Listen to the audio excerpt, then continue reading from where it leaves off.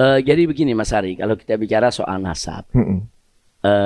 ini kan bagian daripada ilmu yang memang di dalamnya tidak lepas dari ijtihad, Mm-mm. ya kan? Mm-mm. Dari catatan-catatan sejarah dan seterusnya, yang tentunya dalam ijtihad maupun dalam catatan sejarah ada perbedaan-perbedaan di antara ulama-ulama ahlinya. Mm-mm. Nah, soal habaib lah kita Ya, katakan. ha-ha. Kalau ada kelompok yang nggak percaya habaib itu turunan Nabi, nggak ada masalah. Itu hak dia. Hak dia. Ya sama seperti tadi berarti ya. Itu hak dia nggak percaya nggak apa-apa. Iya, iya, iya. Yang jadi masalah pada saat dia melontarkan hal-hal yang nggak elok kepada para habaib. Habaib penipu, habaib pembohong, habaib ini penumpang gelap, habaib ini penjahat, habaib ini nasabnya palsu dan lain sebagainya. Dan itu dijadikan propaganda. Kampanye ini yang bikin gaduh. Kalau ada orang nggak percaya habaib itu dan Nabi, kan hak dia. Iya. Sesimpel itu sebenarnya. Sebentar, Anda nggak percaya, sudah selesai kan? Nah, ada lagi kelompok muhibbin yang percaya, itu hak dia juga dong. Ini soal percaya nggak percaya, soal trust, itu kan soal hati. Soal hati kan kita kembalikan kepada yang bersangkutan. Nggak bisa juga dong kita paksa orang yang nggak percaya, itu harus percaya turunan Nabi ada, nggak bisa. Dan itu nggak boleh.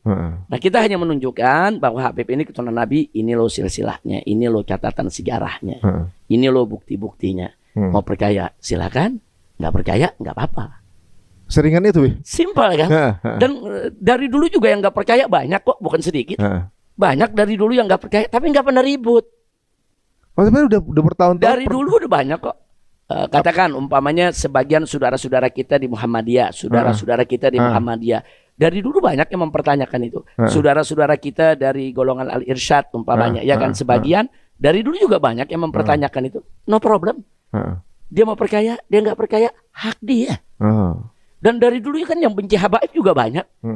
Dari dulu mereka nggak percaya habaib keturunan Nabi juga ada, tapi nggak ribut. Kenapa nggak ribut? Karena mereka-mereka yang nggak percaya ini nggak melakukan propaganda, nggak melakukan fitnah. Lakum dinukum waliyadin lah. Sudah selesai. Jadi, saya nggak percaya, ya selesai. Saya nggak mau panggil itu Nabi dengan panggilan Habib. Saya mau panggil nama aja. Itu hak dia. Saya mau panggil Ustadz aja. Silakan.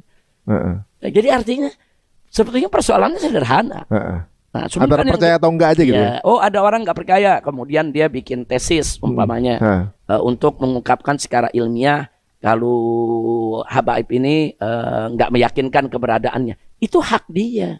Tapi kalau dalam tesisnya ada kemudian fitnah, hoax, kemudian ada cercaan, ada caci maki, itu bukan tesis ilmiah lagi namanya. Yang terjadi saat ini itu. Nah, jadi kalau ada kelompok yang nggak percaya, silakan. Siapa yang paksa? Seperti itu sebenarnya. Contoh sekarang Mas Ari, bahwa Wali Songo itu adalah keturunan Nabi. Mas Ari percaya, hak Mas Ari kan? Mas Ari nggak percaya, hak Mas Ari juga kan? Terus apakah kalau Mas Ari nggak percaya langsung boleh kita tuding, kita maki-maki? Atau sebaliknya kalau Mas Ari percaya, Mas Ari harus dicaci-maki, dituding-tuding? Enggak dong.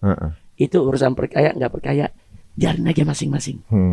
Nah, jadi itu. Jadi kemarin ini yang kita bantah bukan soal itunya, tapi fitnah-fitnahnya yang kita bantah. Fitnah umpamanya seperti bahwa Imam Ubaidillah itu tokoh palsu, tokoh fiktif, tokoh yang nggak ada juntrungannya dan seterusnya. Atau fitnah yang mengatakan habaib di Indonesia banyak yang jadi antek Belanda, habaib di Indonesia ini banyak yang khianat kepada bangsa ini. Kemudian mulai dihilangkanlah fakta-fakta daripada kontribusi para habaib dalam perjuangan dakwah di Indonesia dan seterusnya.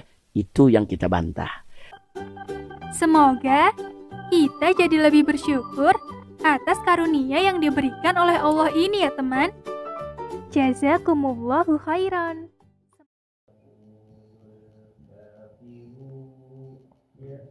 Yeah.